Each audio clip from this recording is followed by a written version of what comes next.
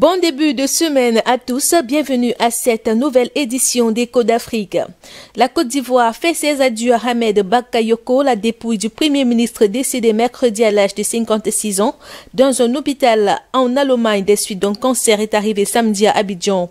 Le président ivoirien Alassane Ouattara accueilli à l'aéroport international Félix Houphouët-Boigny, le cercueil recouvert du drapeau national orange, blanc, vert. À ses côtés, la première dame ivoirienne, la veuve du défunt Yolande Bakayoko et ses enfants.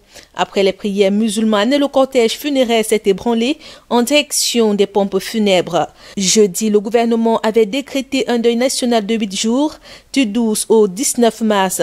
Le programme officiel prévoit des hommages de la nation mercredi, suivi du transfert du corps le lendemain à Séguéla Nord, où il sera inhumé vendredi dans la stricte intimité familiale. Présidentielle du 11 avril au Tchad, le chef de l'État Idriss Déby Itno a donné le week-end le coup d'envoi de sa campagne pour un 6e mandat. Organisé par son parti, le mouvement patriotique du salut MPS dans la capitale N'Djamena, le président tchadien a notamment appelé à l'unité nationale après les récentes manifestations qui ont secoué le pays. Le maréchal Idriss Déby Itno a mis en garde les instigateurs de troubles en déclarant, je cite, que les gens sachent que la démocratie n'est pas le synonyme du désordre. Ceux qui le croient qu'ils aillent voir ailleurs, mais pas au Tchad. À noter que son pouvoir est accusé en particulier ces derniers jours de réprimer toute opposition en interdisant les rassemblements de partis ou de mouvements de la société civile qui réclament une alternance au pouvoir.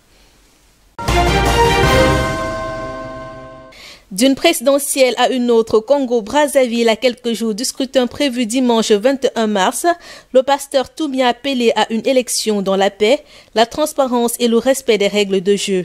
De son vrai nom, Frédéric Binchamou, l'ex-chef rebelle a indiqué que l'élection ne doit pas être l'occasion de réveiller les vieux démons de la division.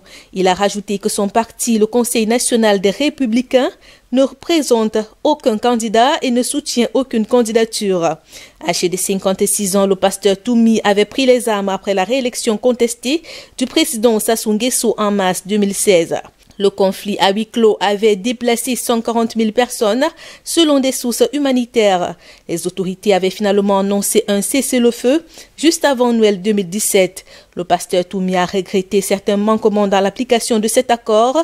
Le chef rebelle a rejeté en bloc l'accusation selon laquelle il ferait le jeu du pouvoir à l'approche des élections, dont 7 candidats sont en course, parmi lesquels le président sortant, Denis Sassou Nguesso, âgé de 77 ans, dont 36 au pouvoir. En République centrafricaine, le dépouillement se poursuit. Les électeurs étaient appelés aux urnes ce dimanche 14 mars pour choisir leurs députés lors du second tour des élections législatives. 49 des 140 sièges de l'Assemblée nationale étaient à pourvoir. Le vote s'est aussi déroulé dans les circonscriptions où le premier tour du scrutin, le 27 décembre dernier, a été annulé ou empêché pour des raisons de sécurité. Cette élection s'est tenue dans un contexte sécuritaire précaire. Le pays se bat contre une insurrection rebelle.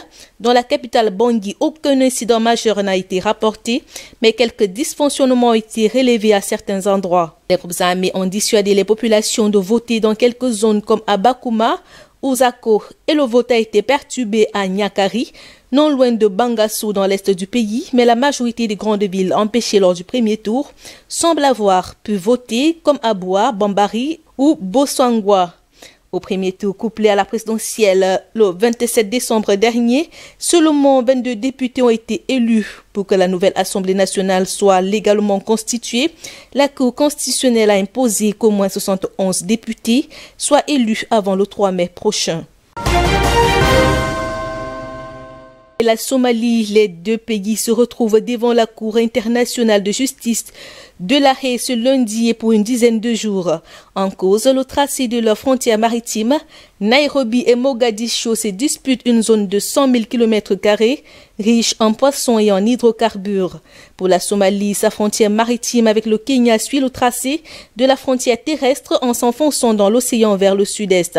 Pour le Kenya, au contraire, sa frontière avec la Somalie suit une latitude horizontale d'ouest en est.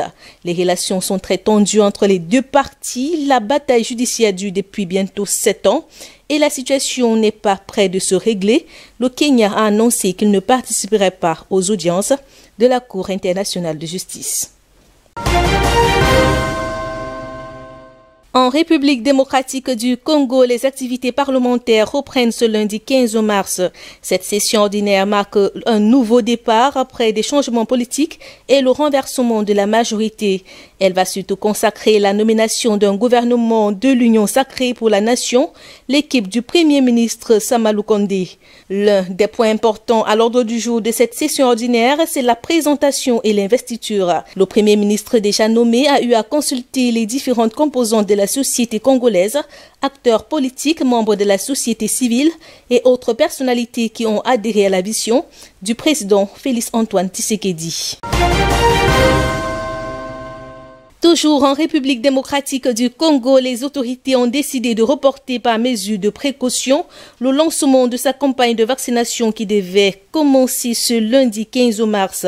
Ce report intervient après la décision de plusieurs pays de suspendre l'utilisation du vaccin AstraZeneca à cause de craintes liées à la formation de cailloux sanguins.